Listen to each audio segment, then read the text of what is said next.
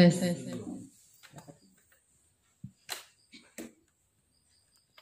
Oke, baik, terima kasih untuk kesempatan yang diberikan kepada saya. Selamat pagi, salam sejahtera untuk kita semua. Pada kesempatan yang pertama saya menyampaikan apresiasi untuk pimpinan sekolah SMK Santa Familia Wenakeng yang telah memberikan kesempatan kepada saya untuk membawakan materi terkait coronavirus di masa pengenalan lingkungan sekolah untuk tahun ajaran 2020-2021. Baik, sekilas terkait coronavirus. Coronavirus itu adalah keluarga besar dari virus yang menyebabkan penyakit pada manusia dan hewan yang bisa timbul mulai dari gejala ringan sampai dengan gejala berat. Setidaknya ada 2 jenis coronavirus yang diketahui menyebabkan penyakit yang sampai menimbulkan gejala berat, yaitu seperti penyakit MERS dan SARS. COVID-19 ini adalah penyakit jenis baru yang belum pernah diidentifikasi sebelumnya pada manusia. Virus penyebab COVID-19 ini dinamakan SARS-CoV-2. Virus corona adalah zoonosis, artinya ditularkan antara manusia dan hewan. Penelitian menyebutkan bahwa SARS ditransmisikan dari kucing luwak ke manusia dan MERS dari unta ke manusia. Adapun hewan yang menjadi sumber penularan COVID-19 sampai saat ini masih belum diketahui.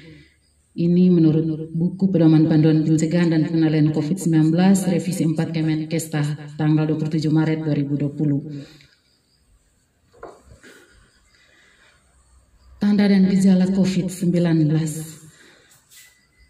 COVID-19 ditandai dengan gejala munculnya panas atau demam, batuk, flu, pilek, sakit tenggorokan, sakit kepala, dan bisa sesak napas sampai pneumonia dan bisa menyebabkan kematian.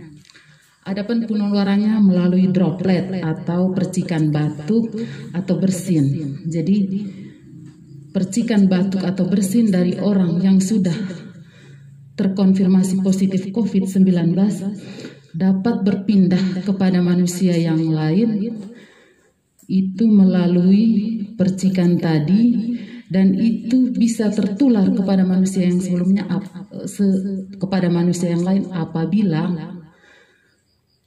manusia yang lain tadi atau yang sudah terpapar itu bisa mengenai tangannya dan tangan yang digunakan itu mengusap mata, mulut atau hidung.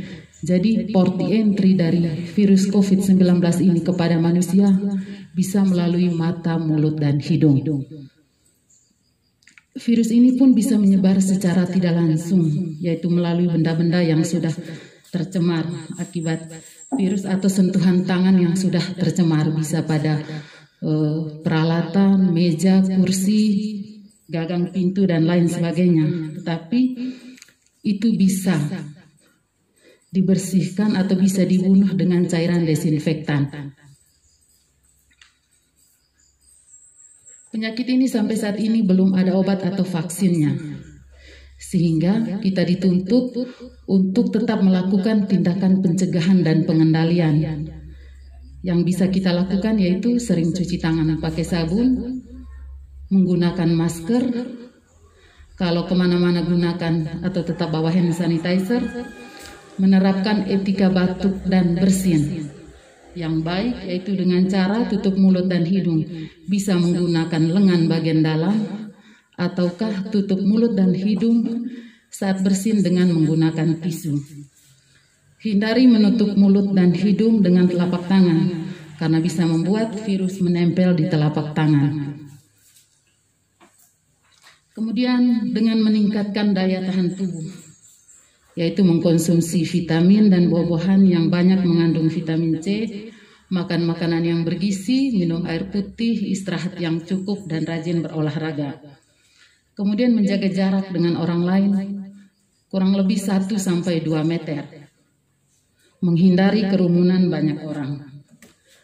Hal-hal pencegahan dan pengendalian di atas terlihat mudah, tetapi pada kenyataannya sangat susah atau masih cukup banyak orang-orang yang mengabaikan hal tersebut. Hal ini bisa kita lihat bahwa tren atau grafik penyakit COVID-19 masih tetap bergerak naik. Di masa pandemi COVID ini, kita diharuskan untuk hidup dalam tatanan normal baru yang sekarang disebut new normal. Jadi new normal ini adalah suatu tindakan atau perilaku yang dilakukan oleh masyarakat atau kita semua untuk tetap melakukan pola hidup baru yang berbeda dari sebelumnya. Kalau sebelumnya kita tidak menerapkan protokol COVID kesehatan, tapi saat ini ketika kita melakukan semua aktivitas tetap memperhatikan protokol kesehatan. Ya, tujuan dari new normal ini agar kita tetap produktif dan aman dari COVID-19 di masa pandemi ini. Selanjutnya, saat ini new normal itu lebih diinternalisasikan menjadi adaptasi kebiasaan baru atau dinarasikan menjadi adaptasi kebiasaan baru. Hal ini kemudian dipahami karena ketika dibicarakan new normal, banyak masyarakat yang pada saat keadaan sekarang tetap beraktivitas tetapi tidak memperhatikan protokol kesehatan. Dengan adaptasi kebiasaan baru diharapkan agar kita semua tetap bekerja dengan memperhatikan protokol kesehatan.